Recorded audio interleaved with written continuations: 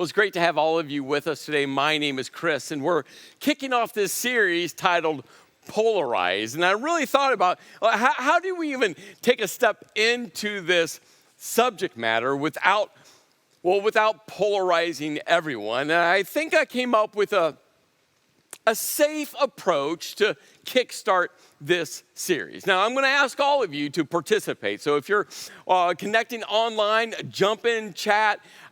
Let your opinion, let your perspective be heard. And if you're connecting at one of our physical campuses, again, we want to hear your voice. So be proud of your side. Be proud of your perspective. Be proud of your choice, okay? So this is group participation, all of you online physical campuses. So here we go. Here's my first question.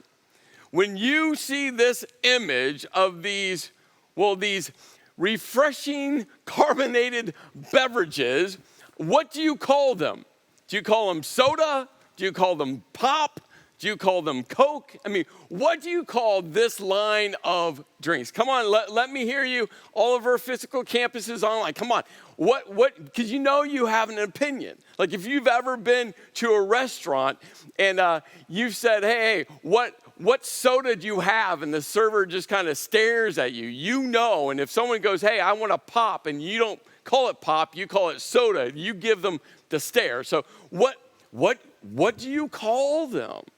What's interesting is, your response might just be connected to what part of the country you were born in, you were raised in. You see, people have done research, and soda is all the red states, and Coke is all the yellow states, and pop is all the blue states. And then we have states that are kind of confused. So the purple states are the soda or pop states, and the orange states are the soda or Coke states. And I was born in Illinois, and what's interesting, Illinois being purple, it's a soda or pop state, but I actually use the word Coke for everything. I want a Coke, and people are like, we don't have Coke. I'm like, I just want a refreshing carbonated beverage. And Pennsylvania is confused as well. It's a purple state, that's soda or pop, and when you dial into the data in Pennsylvania, this is what you discover.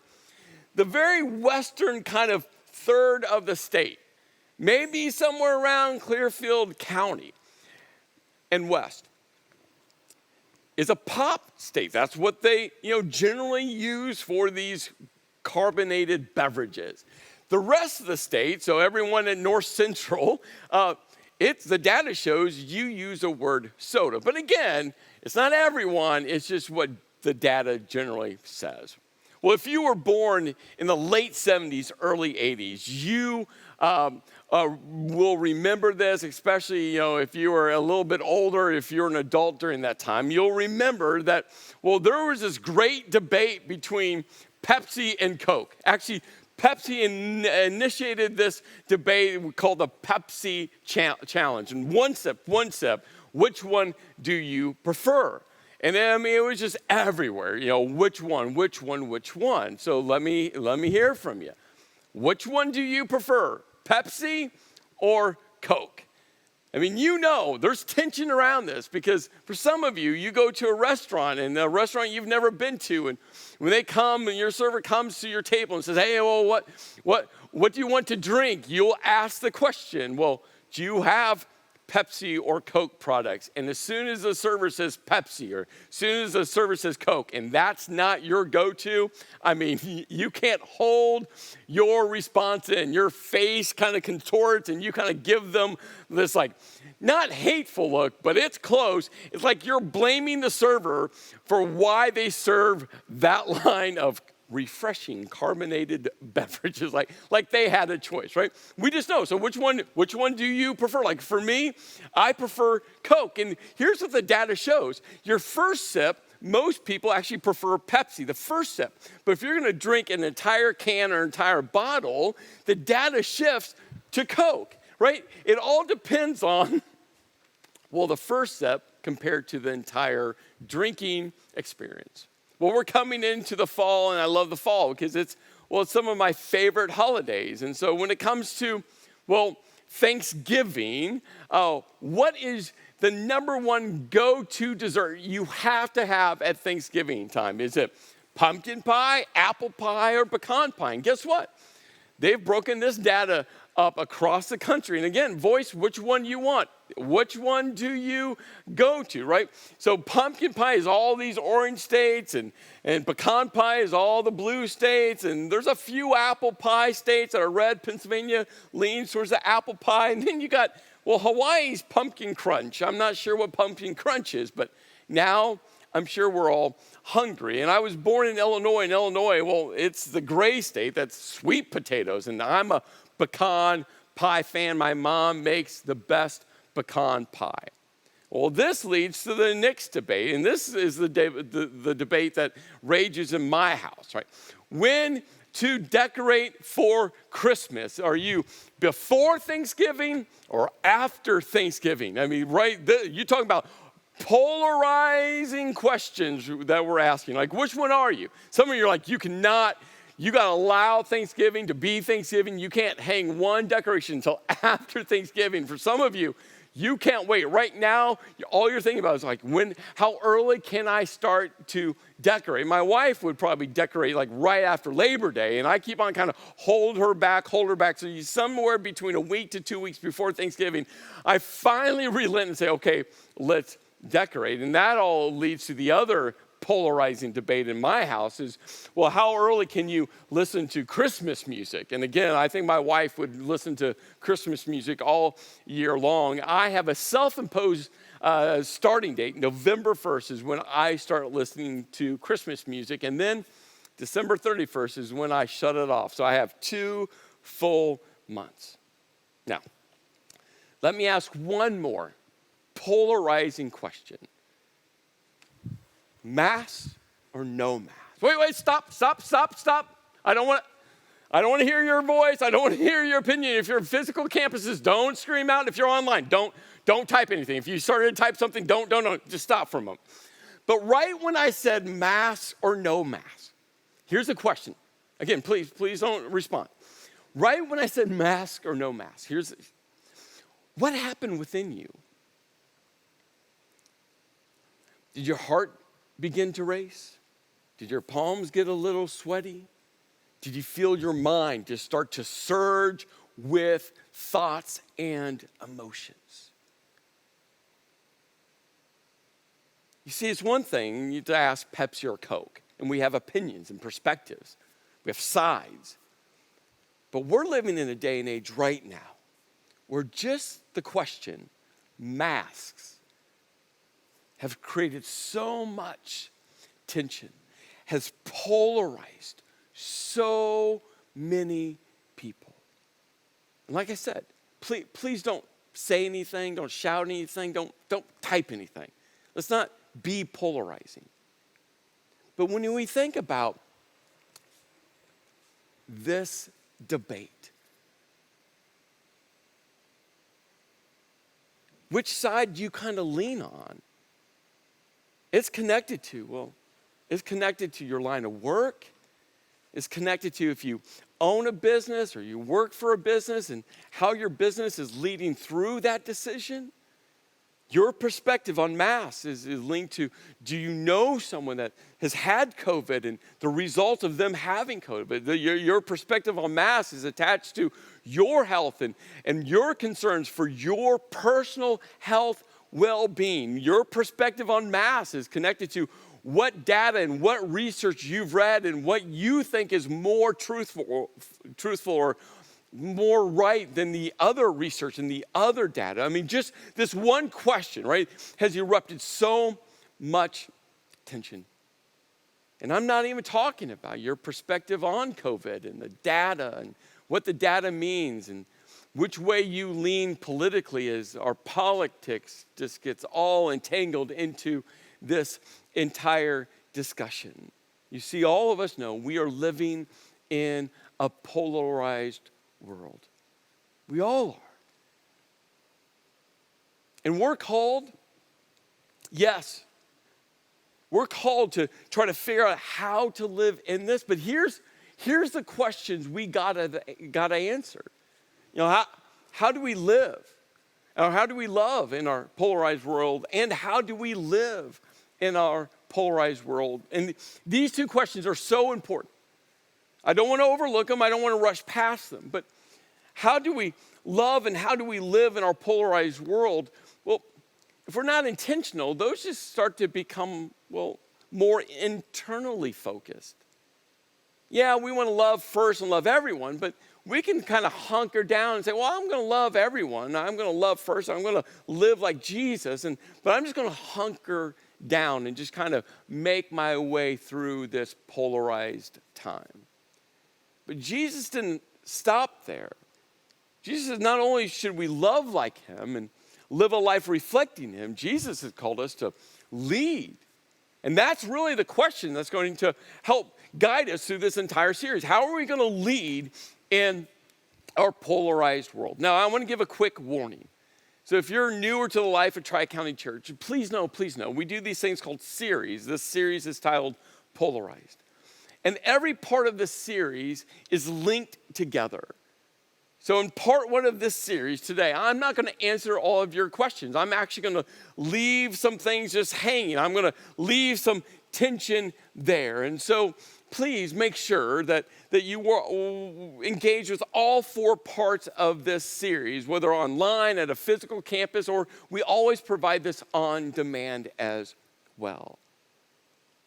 And so as we take a step in to answer this question, how do we lead in our polarized world? There's going to be two interactions that involve Jesus that are as polarizing as the question I asked, mask or no mask. I mean, it was a different day and time, and they weren't talking about masks, but what Jesus led through and how he led through is as polarizing. And so we're going to grab onto two core essential leadership insights by watching and listening to Jesus.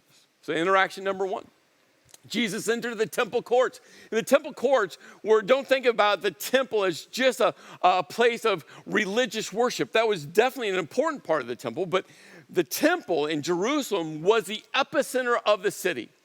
I mean, all the news from around the world, as people traveled into Jerusalem, they'd come to the temple and they would share the news. People would do trades with each other, and business was happening, and people would catch up with each other. I mean, the temple was the place where all people would come and gather together. And so Jesus was there in the temple courts, and well, while he was there, he was teaching a group of people. And so the chief priests, which were the spiritual religious leaders, and the elders, and the best kind of picture for who these elders were they were the influential leaders within Jerusalem.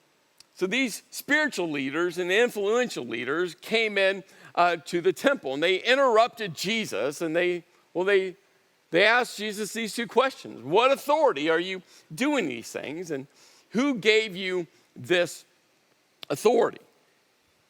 Remember that these chief priests and these elders, I mean, they were the authority. And the chief priests, the spiritual authorities, and these elders were the influential authorities. I mean, they had the authority. They were kind of at the peak of the org chart. They were in a position of power. And they come in and they see Jesus, and Jesus is just teaching. He's minding his own business. They interrupt him like, hey, who and what gave you this authority?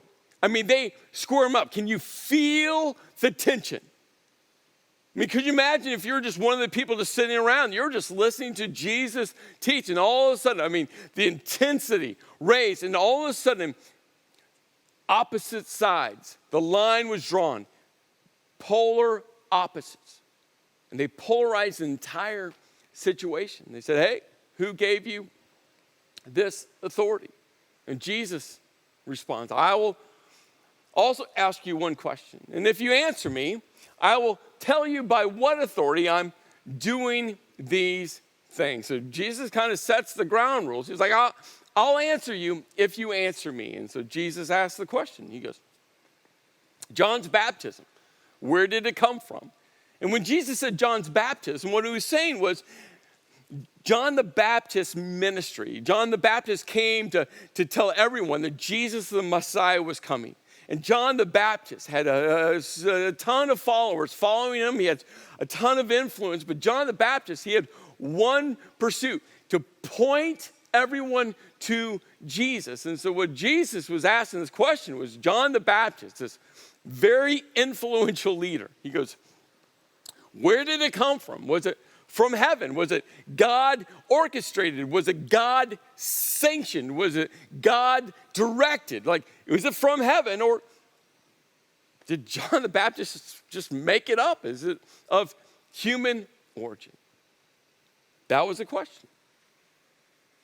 Well, these chief priests and elders, they pull away and they discussed it among themselves, and they said, well, if we say from heaven, he will ask, and why don't you believe him, right? If we say it's that, and then they go, well, but if we say of human origin, we're afraid of the people, for they all hold that John was a prophet. So they were stuck. So they come back to Jesus and they say, hey, Jesus, we don't know. And Jesus could have done one of two things right here. What did he do? It's what he told them. Hey, if you don't answer me, he said, guess what? I'm not going to answer you.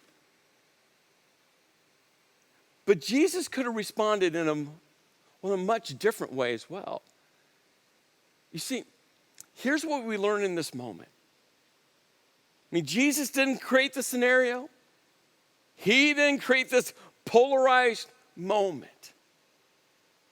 And Jesus knew the answer. But here's what Jesus understood. That just because you are right and win the fight doesn't mean it's right. More simply said, being right might actually be wrong. Jesus understood and fully realized the answer to the question. Whose authority? I mean, Jesus could have laid down and just dropped the mic. He could have looked at them and said, I am God's son. My authority comes from God. And oh, by the way, I am God. I mean, Jesus could have had a drop the mic moment. Jesus could have done a miracle. He could have opened up heaven. I mean, he could have done so many things to prove to everyone that he is divine and his authority comes from God. But he doesn't. Jesus could have been right. But Jesus had a bigger picture in mind. Jesus had a more essential perspective that he wanted you and me to see. And so he simply, instead of being right, he chose not to answer. Second interaction.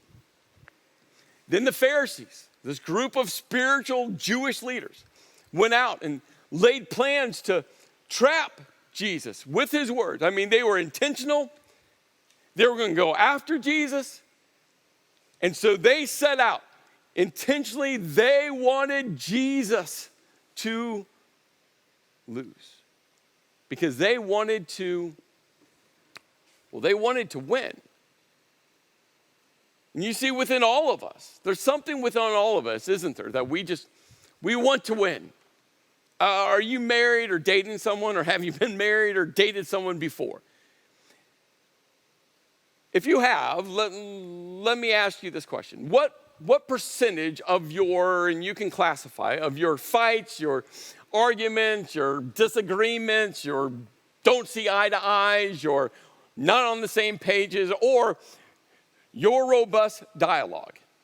What percentage? I mean, you don't have to share this out loud, but you know the percentage. What percentage of those moments, not what started it, but somewhere in the midst of that robust dialogue, that fight, that disagreement, what percent of the time, all of a sudden, does it shift from whatever started it to you just want to win?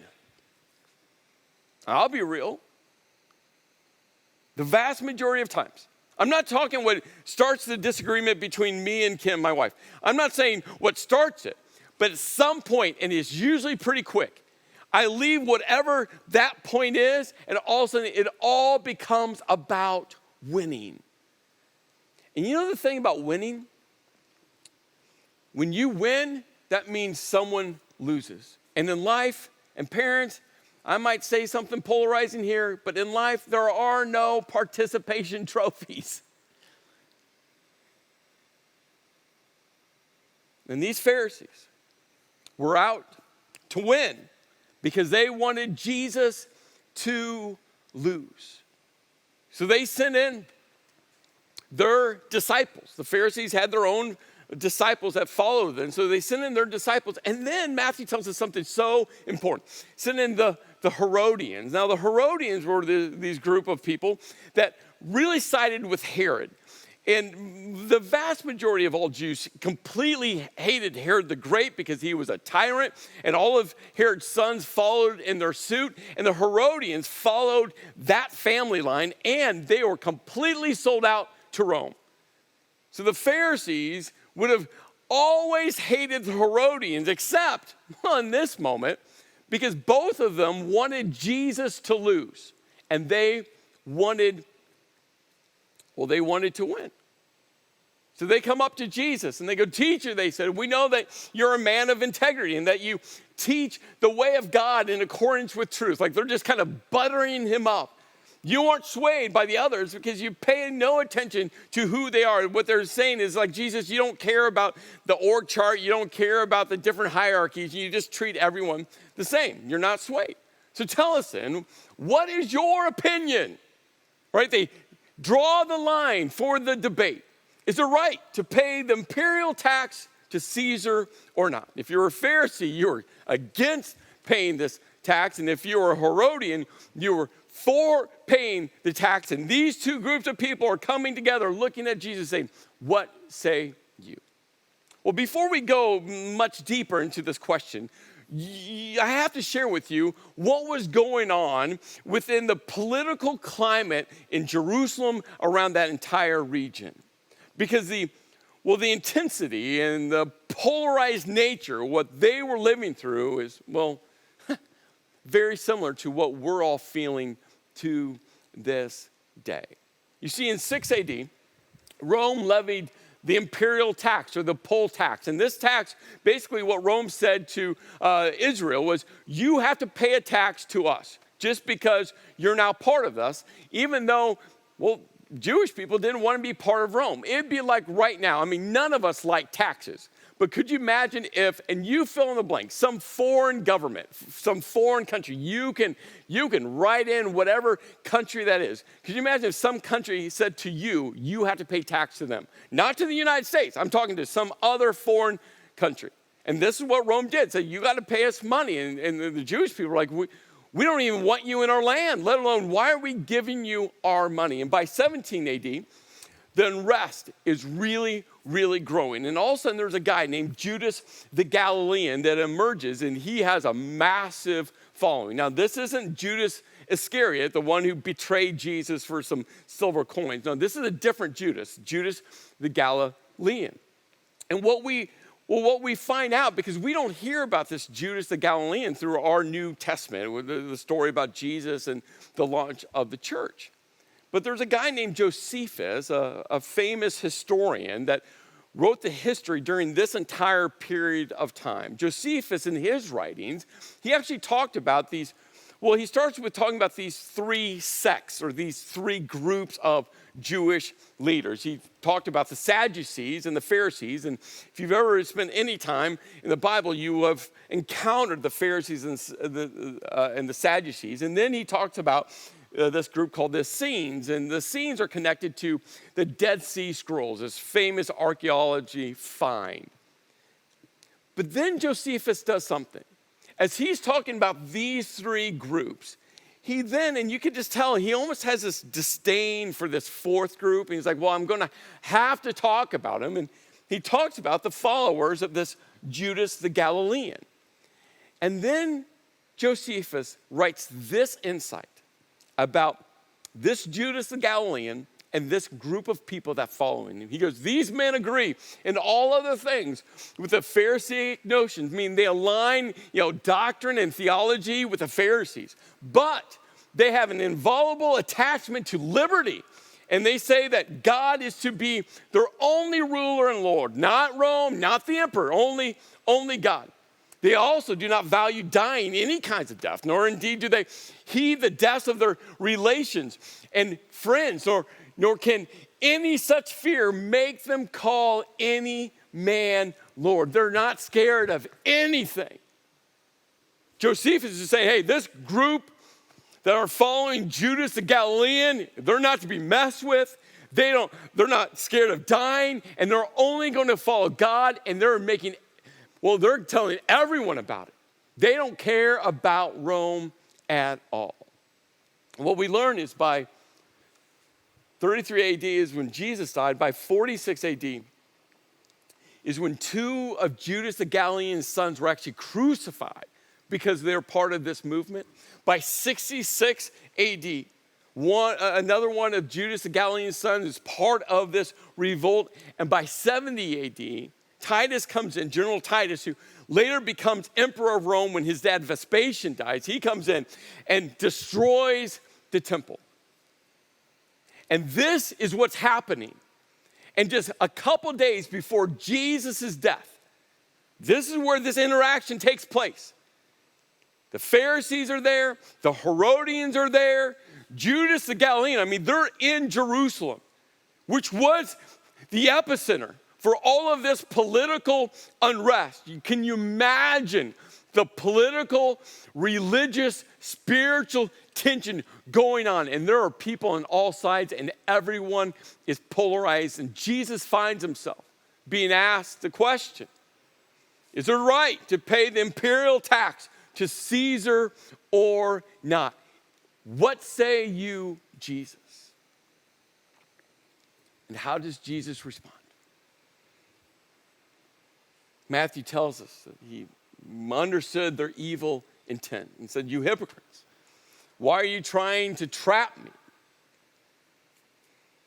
Show me the coin used for paying the tax. And so they brought him a denarius, and he asked them, whose image is this and whose inscription?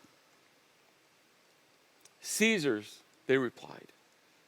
And Jesus, he said, give back to Caesar's what is Caesar's, and to God what is God's. You see, in his response, as he knew that they were trying to win because they wanted him to lose. Again, Jesus could have won. But remember, Jesus had a bigger picture in mind. Jesus had an essential perspective that not only did he want people some 2,000 years ago to hold on to, but wanted us to hold on to this day. You see, the leadership principle we pull out of it, we find right in this simple statement that he says to them. He said, give to Caesar's what is Caesar's, and to God what is God. You see, as leaders, and we're called to lead like Jesus. Jesus found the genius of the and. It's something that I have talked about a lot across my leadership years. You see, we live in a world where it's this or that, like mask or no mask. But there's something about searching for the and, where you can try to get people onto common ground. You see, or polarizes and brings people together, or separates people. But and says, you know what? Let's come together with all of our different perspectives, our different opinions, our different insights, and just maybe, there's an and to be found. You see, being right might be wrong, and winning might be losing. So how do we lead? How do we lead? How do we lead? What can we do to help our polarized world come together? We can win Facebook arguments all day long. We can be right in our mind all day long. But that doesn't help bridge the gap. Not just in our polarized world, in our polarized community. How are we going to lead? You see, this entire series is about that. You see, we as a church, a gathering of people, we must lead now. We can't hunker down. We can't pull back. We can't just go into our safe place. Now is the time for the church to lead. Now is the time for us to lead. Yes, by loving. Yes, by living a life reflecting Jesus. But by leading in love and leading in how we live a life reflecting Jesus. We must care less about winning and being right. You see, there is a bigger picture, and there is an essential perspective that Jesus fully realized and wanted us to realize. And that bigger picture and that essential perspective is tied to how he responded. Give to Caesar's what is Caesar's, and to God what is God. And right in the midst of that answer, the genius of the end, there's another question. Whose image is on you? Whose image is on you? And that's where we'll pick up in part 2 of Polarized. Let's pray. Lord, I thank you for your Son that over and over again demonstrated, showed us how to love, how to live, and how to lead.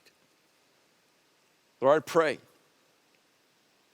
that we as a church, a gathering of people, will realize that now is a time, yes, to love like Jesus, yes, to live like him, but to lead. To lead. In the midst of our polarized world, in the midst of our polarized communities, that, Lord, we will be people that will lead people back together to find common ground, to find the genius of the end, to not care about winning or being right, but truly about bringing people together. Lord, may that be our pursuit. In your name I pray. Amen.